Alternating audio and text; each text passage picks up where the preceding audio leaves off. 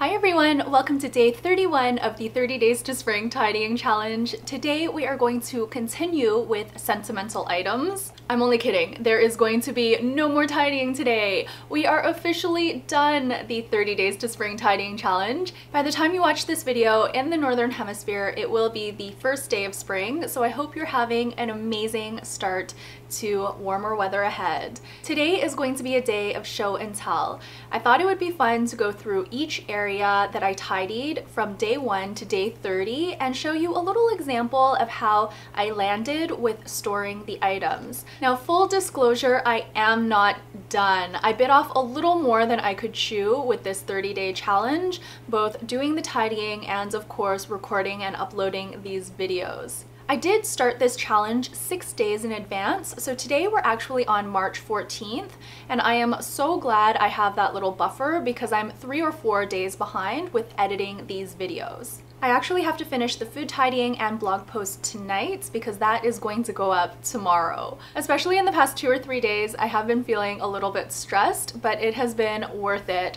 The condo looks pretty good.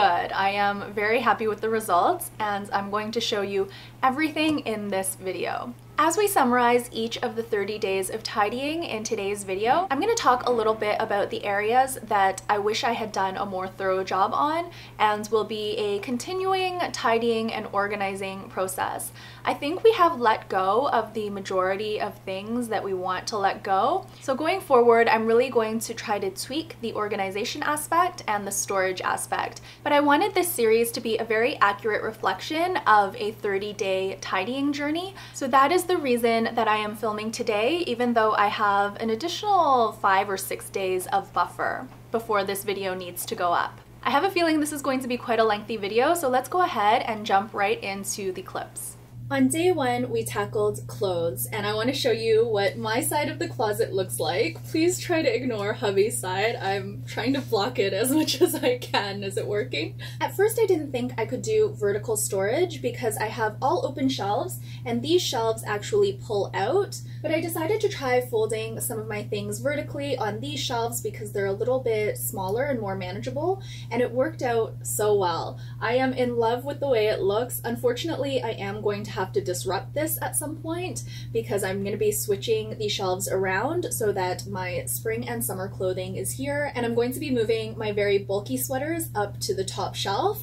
But right now, this is making me very happy. In terms of the bottom shelves, I thought of this storage solution very recently, probably around a week ago. What I decided to do was to take these storage bins, which we already had, but we had deployed them in other areas of the condo, and I used the KonMari method of folding for all of my clothing items that now reside in these drawers. I have 2 of these plastic bins on each of the 4 shelves. The last thing I wanted to point out for clothing is that I decided to pull out this dress, which is my favorite dress. Instead of having this tucked away in a drawer, I would pull it out and display it prominently so I can see it every day. Socks and underwear storage is pretty much the same that I showed on day 2. So I've got my underwear in this drawer, I've got my bras here, and even though I did this on day 2, I've been able to keep it tidy this entire time. And here we have my sports bras, my bandeaus, and my bikini tops, and I was able to let go of a few more bathing suits. On day 3, we tidied handbags, and all of my handbags are now residing in this shelving unit. I know it looks a little bit messy because the shelves are open, but I promise you it is much better than it was before. Previously, my handbags were stored in quite a few places around the condo, and now they're all consolidated here. They're also stored vertically and using the bag-in-bag method. For example, this bag here actually houses 2 additional bags inside. These drawers pull out really nicely, so as you can see, I've got the vertical storage going on here. I also decided to store my reusable bags here, so now I can just go in and very easily grab my favorite one. Here's how I decided to store my scarves. Again, vertical storage, and this is a storage unit that we have under the bed. Jewelry is an area that I didn't quite finish. I'd like to go through it one more time. For that reason, I'm only going to show this particular jewelry box, which my friend gave me. I actually told her a few times times I didn't want it because I wasn't accumulating more stuff, but she wasn't going to use it and she said she was just going to donate it. It is a beautiful jewelry box, so I'm happy I took it. Thank you to my friends for hanging on to it for so long for me. This is where I keep my earrings now. I'm currently wearing the pair that normally resides here. As well, I have earrings in this drawer and in the bottom drawer. Shoes are something that are going to continue residing in different parts of the condo. I took one of your suggestions and grouped them by type of shoe. So these are all my high heels. I did declutter a bunch of them that I was only wearing at work, but I wasn't 100% crazy about them. All of our books reside in this wall unit, but I'm only going to show this one little example here. We've essentially created little vignettes with our books, and while this isn't the KonMari method of storage because the books aren't stored vertically, I just love the way books look stacked on top of each other, so we've created these little short stacks in various areas of the wall units. I'm not super happy with the way this shelf looks, but it is very functional. This is for the project work that I do, so I needed it in a very central location that is easy to access. In the back, I have some files stored vertically, and these are all our health records, Lulu and Truffle's health records, as well as 7 years of our tax records. We don't have a lot of DVDs left, but the ones that we do have are stored on a couple of shelves in the wall units. All of our stationery resides in a unit that houses these boxes. It's going to be too much to show all of the stationery and the way I organized it. Instead, I'm going to show you this one box for elastics and clips. Here is how I organized everything. Previously, I was using those empty, round Bath & Body Works candle containers.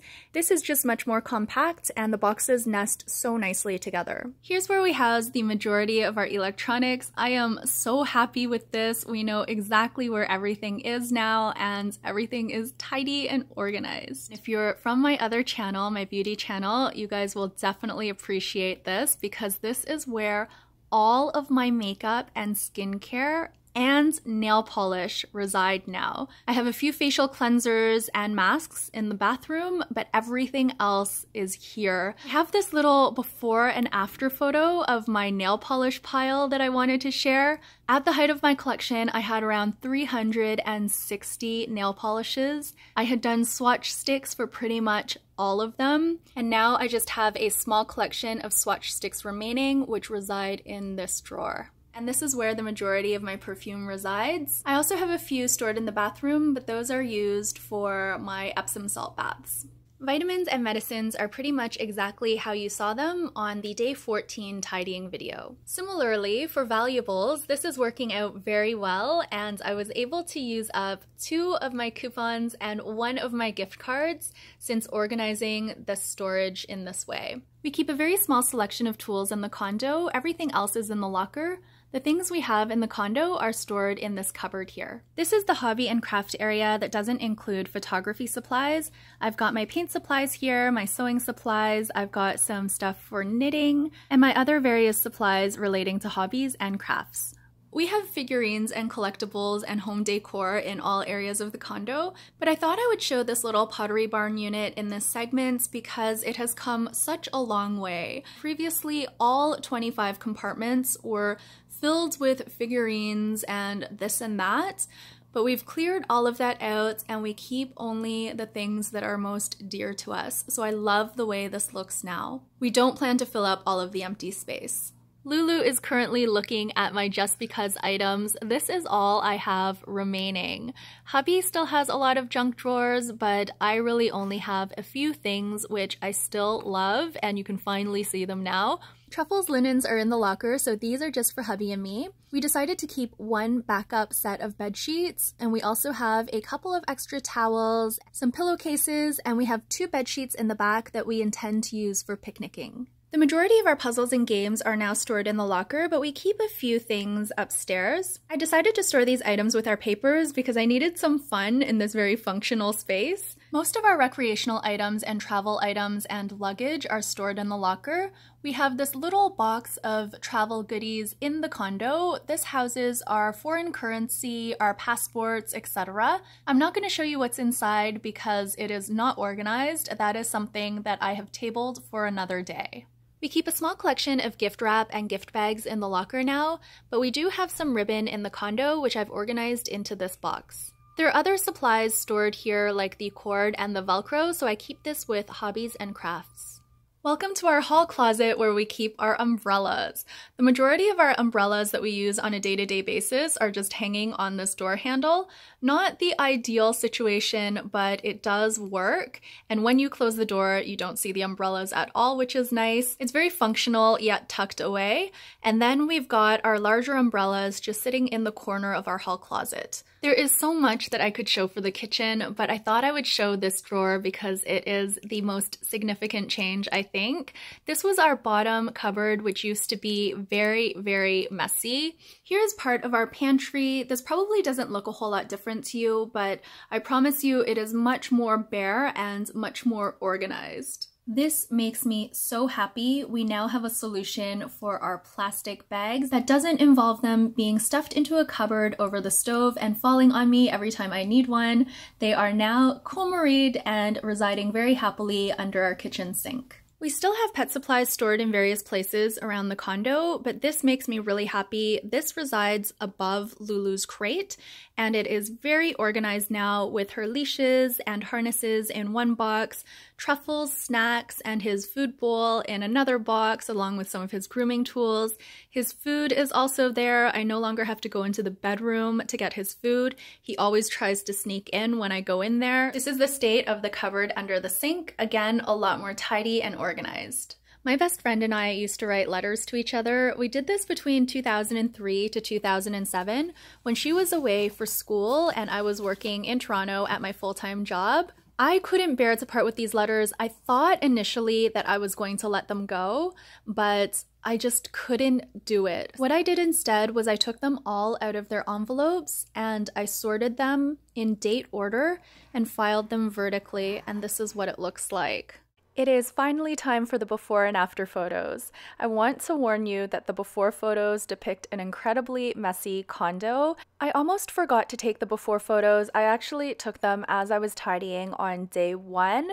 So there is stuff all over the place and the condo is just a huge mess.